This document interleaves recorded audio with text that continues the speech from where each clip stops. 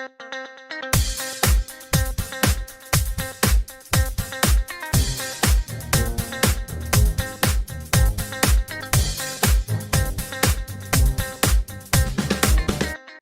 welcome to the Relationship Accelerator workshop and webinar.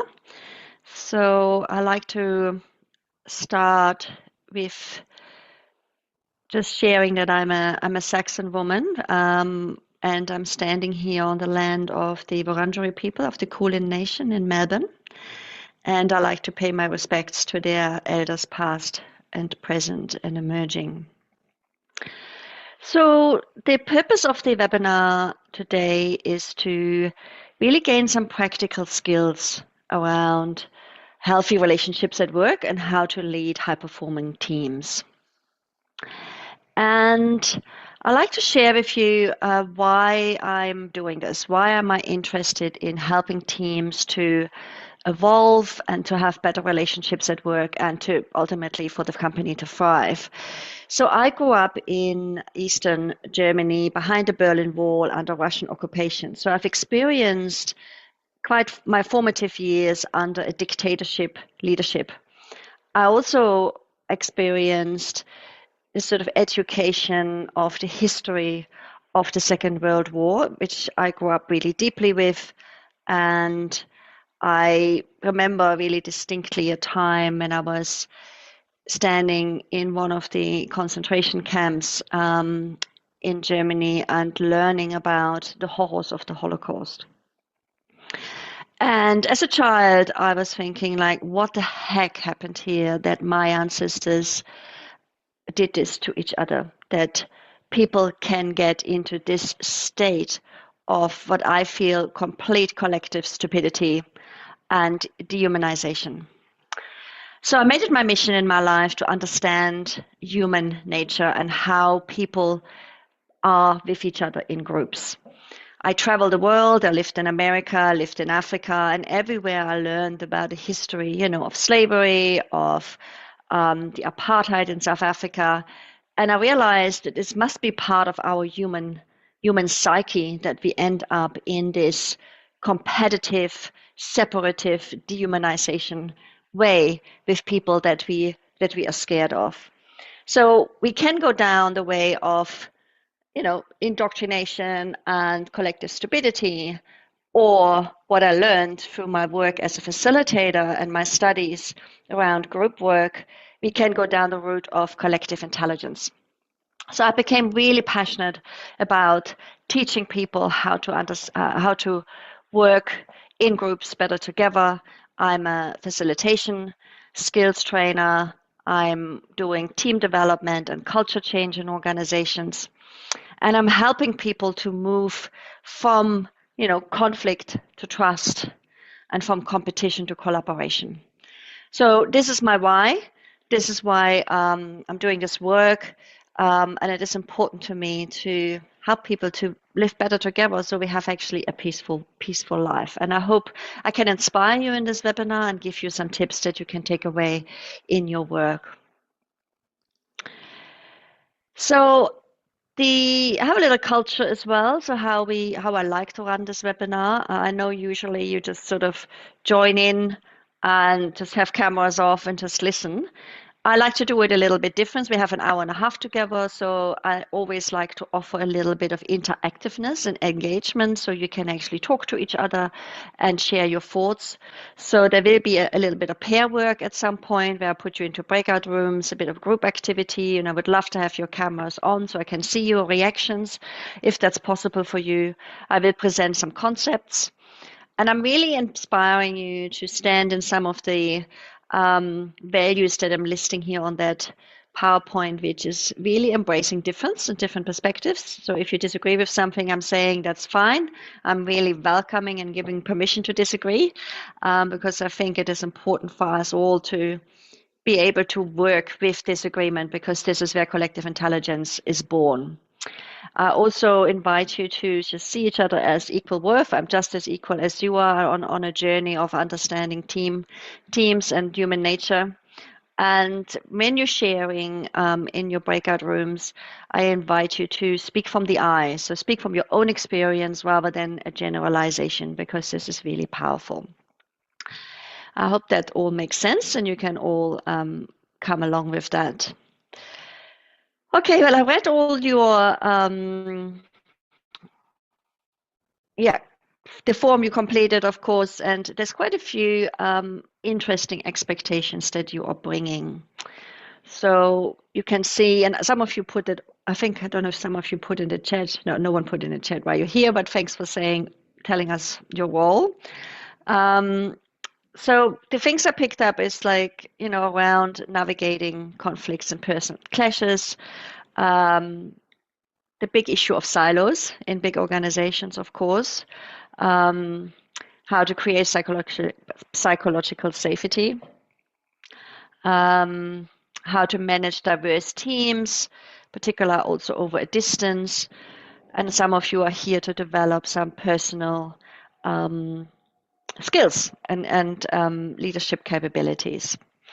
Of course, I can't, I will do my best to give fulfill all of these. And we have only 90 minutes.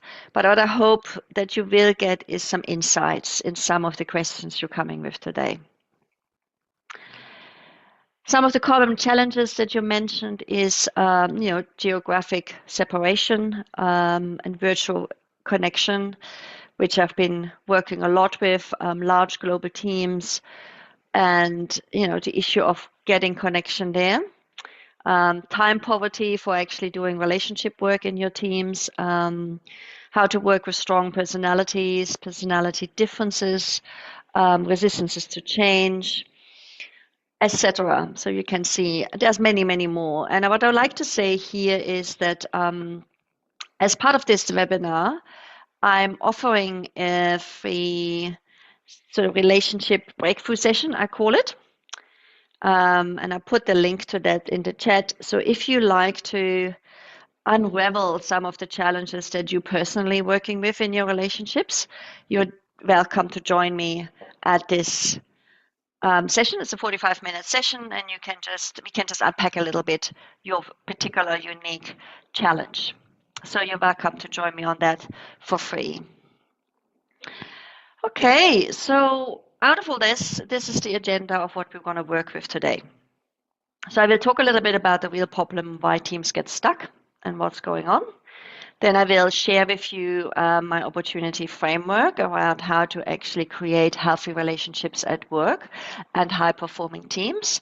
I will share a little bit what some next steps could be to work with me. And then if you stay to the end, I will give you a great tool around having a real courageous conversation when it comes to the point that you actually feel there is some trust broken and some conflict happening. So you'll get that in the end, and you will also get a workbook which has most of the sort of concept slides in it.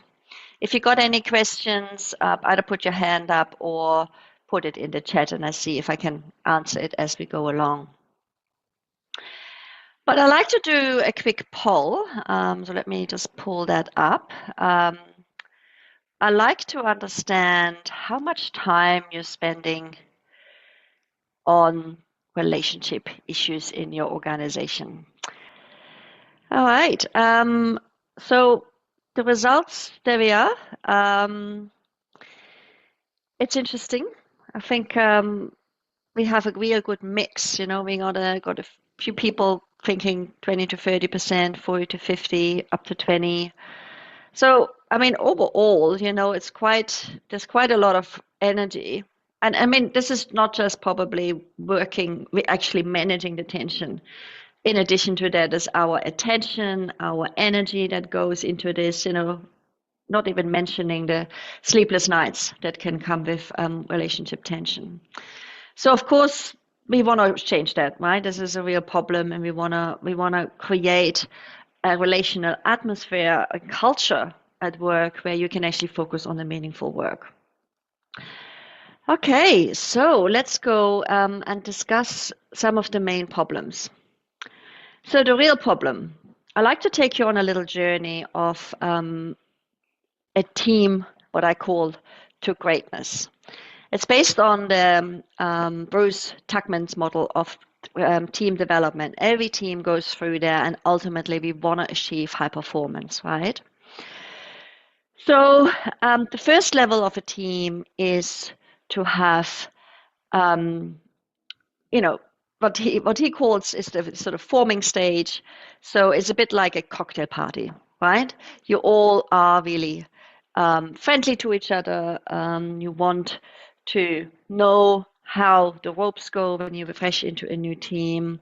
You want to understand, how you can belong. You want to fit in. So you're really nice and friendly. That's sort of the nice part. You're keeping everything nice and everything on the surface, right? And then the next stage, what happens is after you settled in and you have some alignment on how everything works in the organization, you then get into the stage of um, wanting to do your own thing, right? It's sort of the teenage stage where you go into a bit of rebellion, and the personality is coming out, like, oh, but in my old place I did this and that. And we call this the fight club. Because this is where the silos happens, this is where the conflict happens, and this is where the competition happens. Yeah, this is where you're starting to um, bring your personalities out. Now, interestingly, if a lot of things that you said in your expectations for coming and the challenges that you have that are in that space, and it's not surprising because you know what, teams get stuck between either stage one or stage two. And the reason for that is that stage two is sort of an unhealthy conflict stage, right? When you don't have the skills to facilitate stage two well and facilitated conflict in a productive way, you will never get to the next stage. And so what teams happening is they get into this really conflicting stage, it gets really tension and toxic, and then people switch back to stage one and just being friendly and nice and don't confronting anyone or anything. So this is really the problem. That's the real problem. People go back to the neutral ground or the cocktail party, right? And the missing piece here is relational capability. That's the problem. So the opportunity now to get to actually stage 3 and 4 is to get some skills, and to get some understanding on how to break up these silos. And we talk about skills in a minute. So the next stage of the team development is filled with trust and cooperation. So you have some alignment set up, you have a culture that's working and that's functional, and you're functioning a bit like a marching band. You're all going into the same direction, you're all in the same boat, and you're all working together well. So that's your free. You have a team structure. You most likely have a clear team purpose and culture that gives you the container for safe storming. You have team agreements, so you know how to work together. You have courageous conversations that are happening. There's a feedback culture.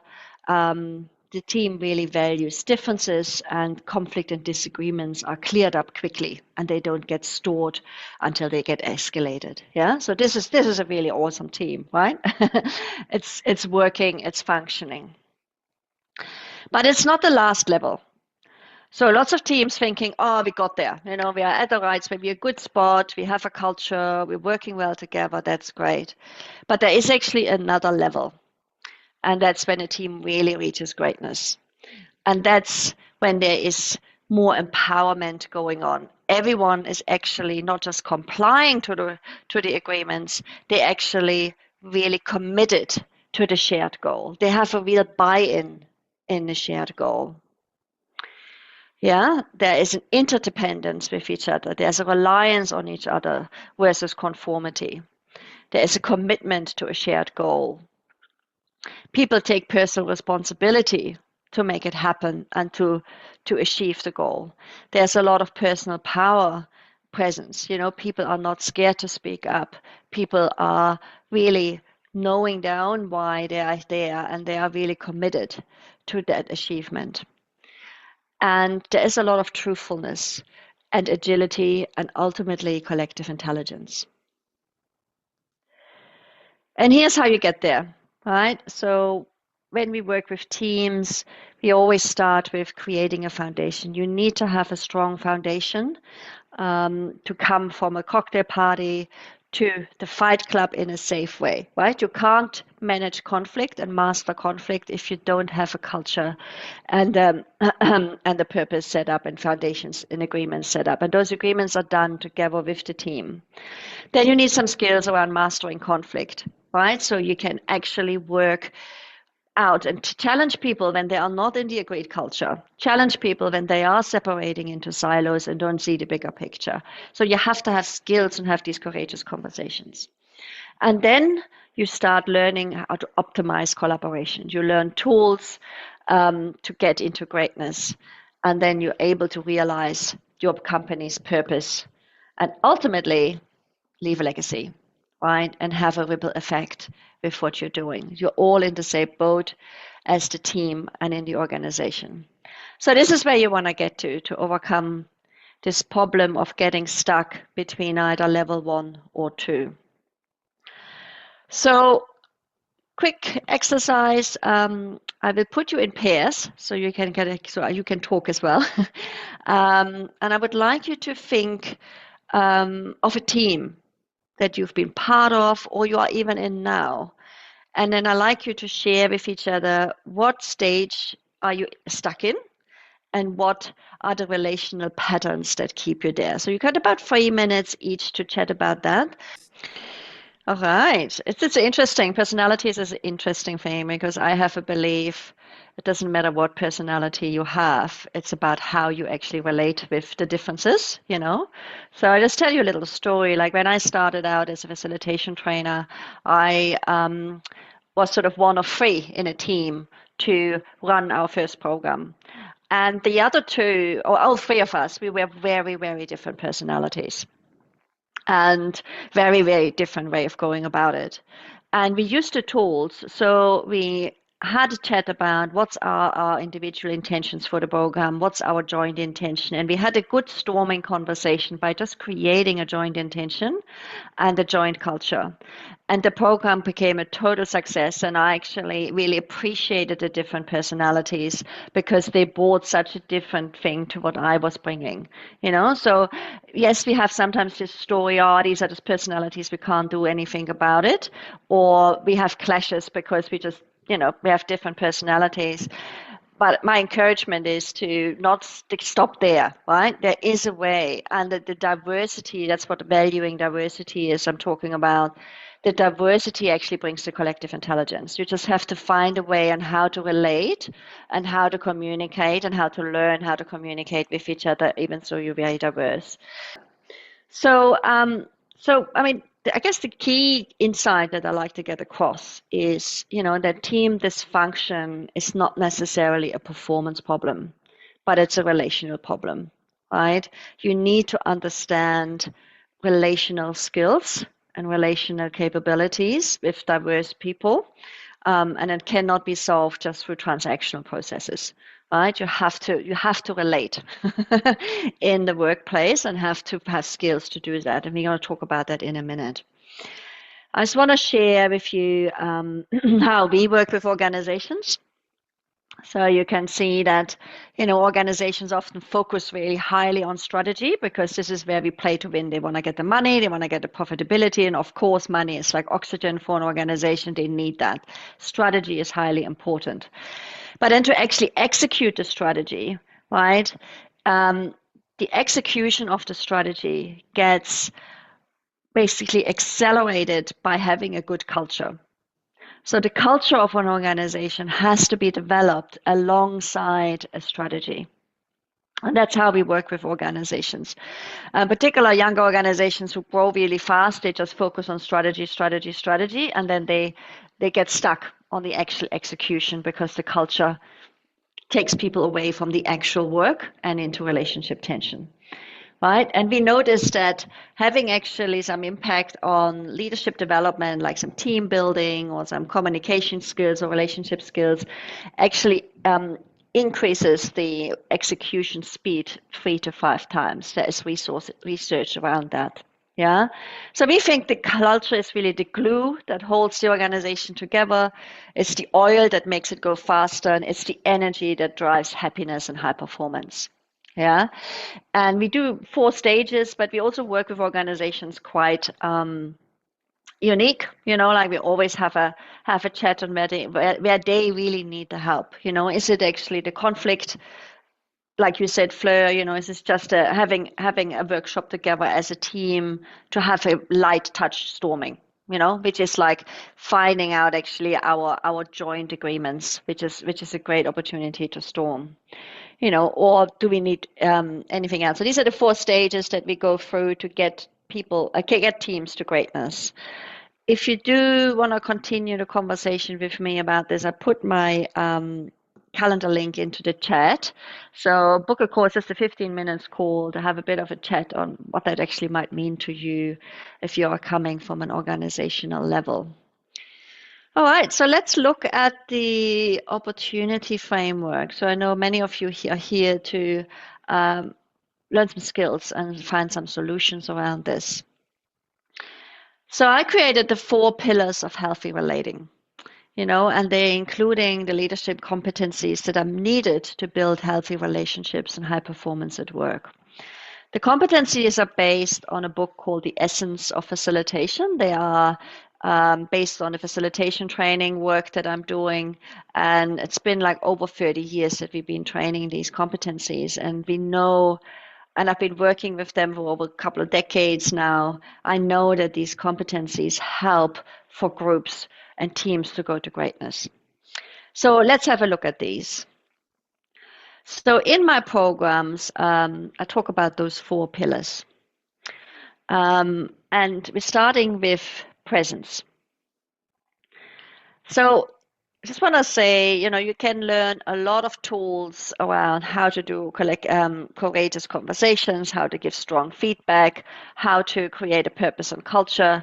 But if you don't know actually how to be in that and how to do that as a leader, if you don't have the soft skills, then that can be derailed. Just having the tools and the strategies is one side, but you also need the competencies. So presence is number one, right? So this includes the competencies like mindfulness, emotional intelligence, and intuition that you develop, and a practical tool to achieve presence, as you see, like a practical takeaway, is in your teams, you can have a check-in at the beginning of any team meeting. And in that check-in, you ask a question like, how are you arriving today? What are you bringing to the meeting? What is it that you need to say to be present to the meeting? And that acknowledges that everyone has a big agenda, and comes with a lot of things in their mind, and actually connects as human beings first before you go into the tasks. And then you might realize that someone has a lot of attention on another problem and they might actually can't be present. They might have to go. So it's really acknowledging the human first. That's a great tool. Next pillar is purpose. And this is really all about learning how to work intentionally with your teams. What's your purpose as a team member? What is the joint purpose for you as a team? What are you all pulling forward to? And many people or many teams don't take the time to have that conversation to find a joint purpose.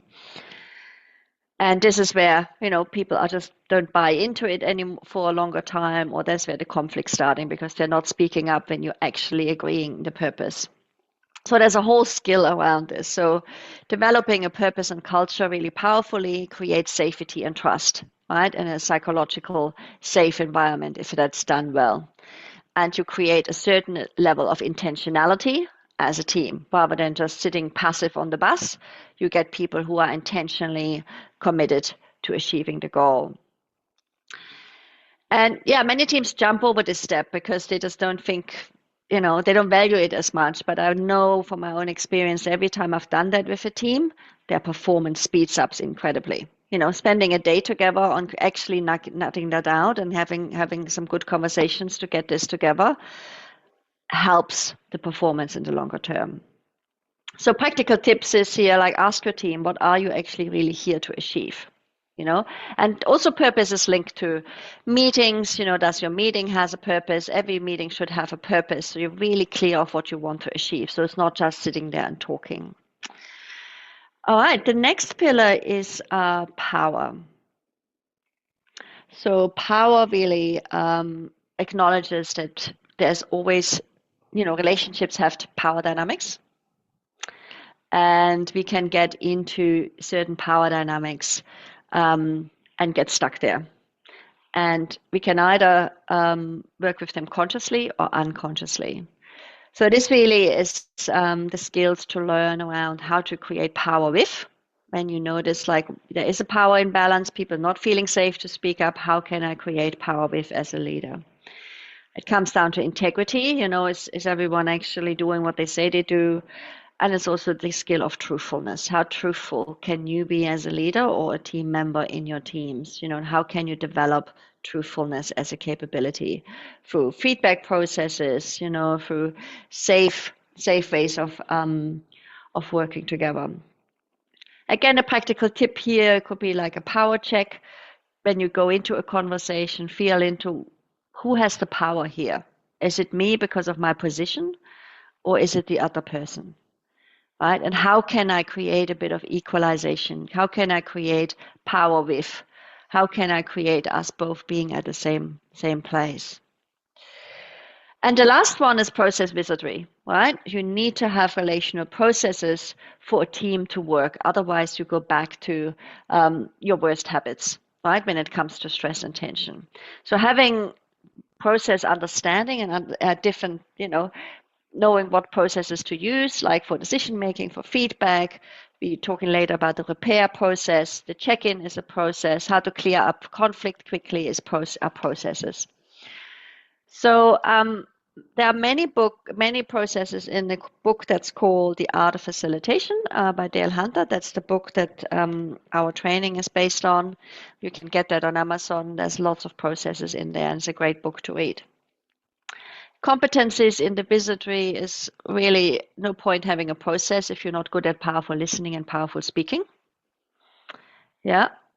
There is a competence around when realizing when something is complete. That really frees up attention. That's a really important competence. And how to give affirmations. How to really affirm people is another really important one. So here, as a process example or practical takeaway, is like a team relational agreement. So that's something I've talked several times about. You create a purpose and a culture and team agreements. That's a great process you can do to move from stage 1 to stage 2. Okay. Are there any questions on this point?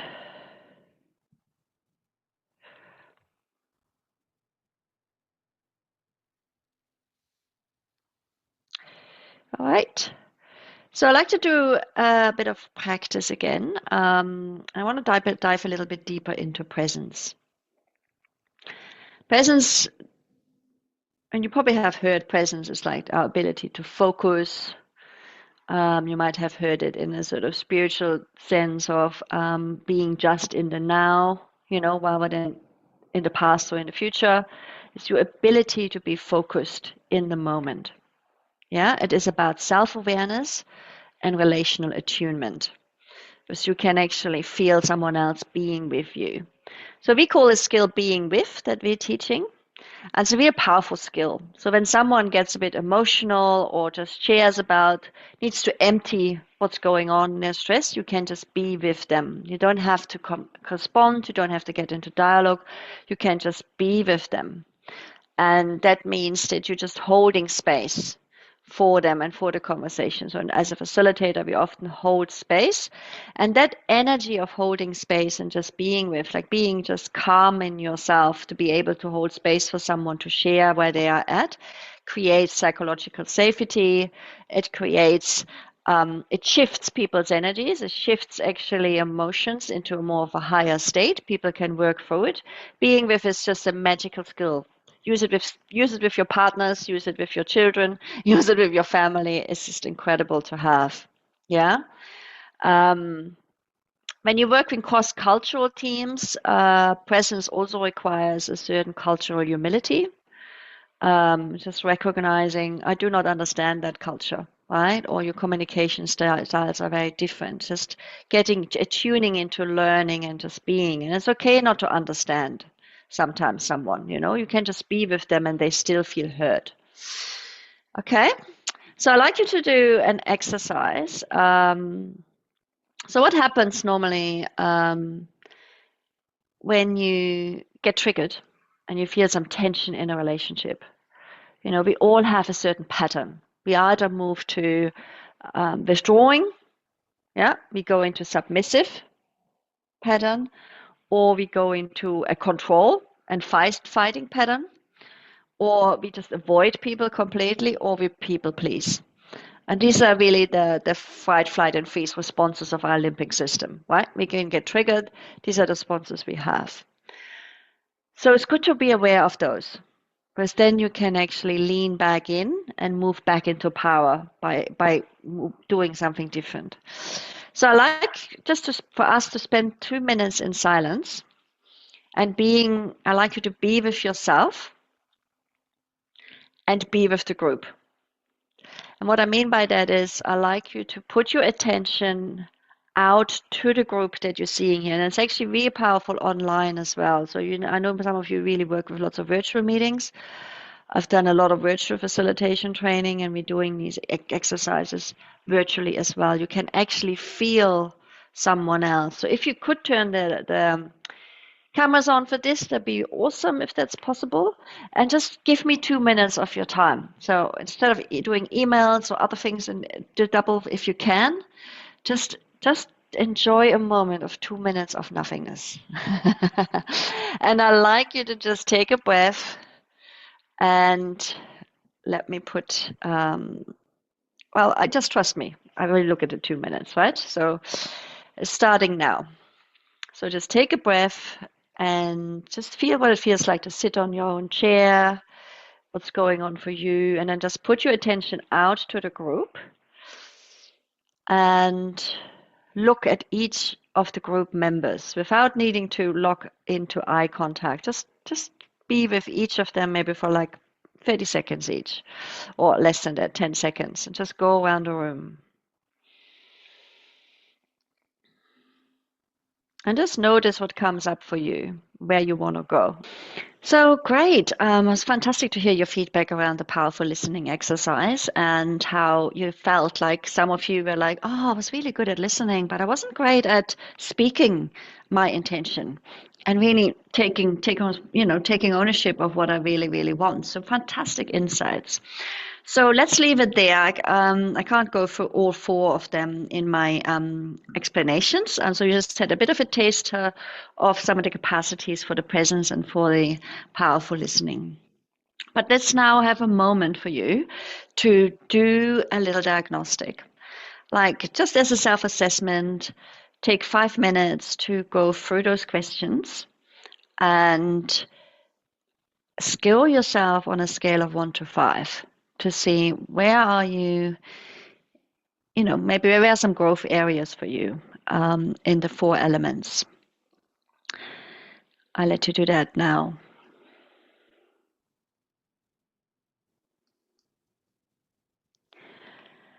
Okay, and so now you know where you have growth areas. Let me now share with you how you can change that by joining me at my Relationship Catalyst program, right? If you can't change the relationship, you can change yourself, right? How you show up is often how the relationships will show up. So I created this program. It's a coaching program, one-on-one coaching program, takes 3 months, and it will give you the opportunity to learn within a community, right? So we have one-on-one sessions every 2 months We have weekly group content sessions where we meet and learn some content and have some good discussions and some group sharing. If you do have challenging relationships and you hit some relationships that get stuck, you can come and book me in for a free monthly breakthrough session, which is really powerful. And you can get some discounts when you want to actually go and have a whole team ignition workshop. The whole process takes about 3 months, but if you take longer or shorter, that's totally fine. And the value is $4,500 total. For this particular webinar and for the next week, I offer this for 1,500 plus GST.